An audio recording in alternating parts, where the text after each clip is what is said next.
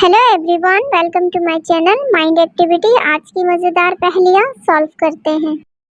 City में मौजूद famous museum में एक्सपेंसिव डायमंड सैंडल की चोरी हो जाती है। चोर को पकड़ने के लिए इंस्पेक्टर जेम्स म्यूजियम आ जाता है और वहाँ की सीसीटीवी फुटेज चेक करने लगता है। सीसीटीवी फुटेज देखने के बाद इंस्पेक्टर को चोर का पता लग जाता है। दोस्तों, क्या आप सीसीटीवी फुटेज को देखने के बाद बता सकते हो इन तीनों में से एक्सपेंसिव सैंडल की चोरी किसने की है? सोचिए और कमेंट में बताइए। इन तीनों में से एक्सपेंसिव सैंडल की चोरी ऑप्शन 2 ने करी है। बिफोर और आफ्टर में उसकी हाइट इंक्रीज हुई है। दोस्तों, क्या आपने भी ऑप्शन बी सिलेक्ट किया था? कमेंट में बताइएगा। अलबेला सिटी में मौजूद गार्डन के अंदर फाउंटेन के ऊपर एक डॉल्फिन स्टैचू लगाई जाती है, जिसे देखने के लिए दूर दूर से काफी लोग आ रहे थे। देखते ही देखते कम अरसे में गार्डन बहुत फेमस हो जाता है। काफी दूर दूर से लोग गार्डन में डॉल्फिन स्टैचू देखने के लिए आते हैं।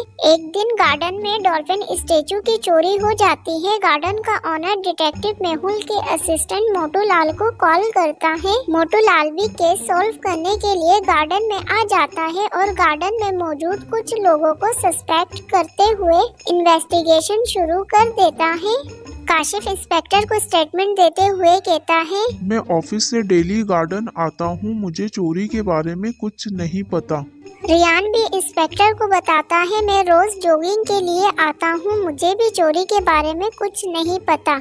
अशरफ भी इंस्पेक्टर को स्टेटमेंट देते हुए कहता है, मैं अपने डॉग के साथ रोज खेलने के लिए आता हूँ, मुझे भी कुछ नहीं पता। ओल्ड मैन भी इंस्पेक्टर को बताता है, उसे भी चोरी के बारे में कुछ नहीं पता।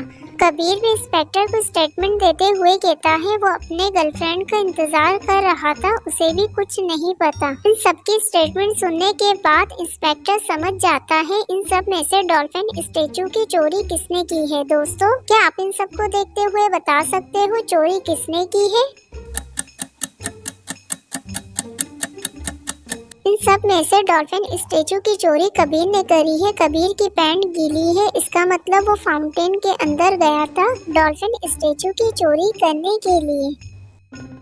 अरसलान के पास उसकी वाइफ की कॉल आती है। कॉल अटेंड करने के बाद अरसलान घर आने का कहकर कॉल कट कर देता है। असल में अरसलान अपनी वाइफ के लिए फ्लैट परचेज करता है, जिसकी रिपेयरिंग के लिए वो चाबी मैनेजर को देता है और वहां से चला जाता है। अरसलान घर आने के बाद अपनी वाइफ के साथ रात में डिनर के लिए जाता है। डिनर करने के बाद उसी रेस्टोरेंट में अरसलान को उसके कुछ दोस्त मिलते हैं, जो मजाक में कहते हैं उस फ्लैट में भूत है। दोस्तों से बात करने के बाद अरसलान घर आ जाता है और सो जाता है। थोड़ी देर के बाद अरसलान की आंख खुल जाती है। अरसलान को अपनी दोस्त की बात याद आती है और वो फौरन चेक करने के लिए फ्लैट के लिए निकल जाता है। फ्लैट में पहुंच के अरसलान को एक भूत नजर आता है, जिसे देख के अरसलान समझ जाता है ये फेक है या ओरिजिनल। दोस्तों, क्या आप इस भूत को देख के बता सकते हो ये ओरिजिनल भूत है या फेक भूत है?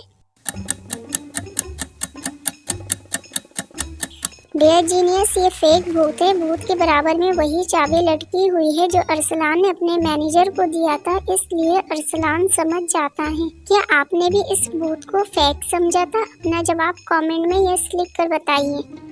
ऑफिस में काफी देर काम करने के बाद लंच टाइम हो जाता है। नताशा को बहुत भूख लगती है। जब वो अपना लंच लेने के लिए फ्रिज ओपन करती है तो देखती है वहाँ उसका लंच नहीं होता और वो बहुत परेशान हो जाती है। फिर वो सारे एम्प्लॉइज की तरफ देखती है और सोच में पड़ जाती है किसने उसका लंच खाया होगा। दोस्तों, क्या आप इन सारे एम्प्लॉइज को देख के बता सकते हो इन सब में से किसने नताशा का लंच चुरा के खा लिया होगा? सोचिए और अपना जवाब कमेंट में बताइए।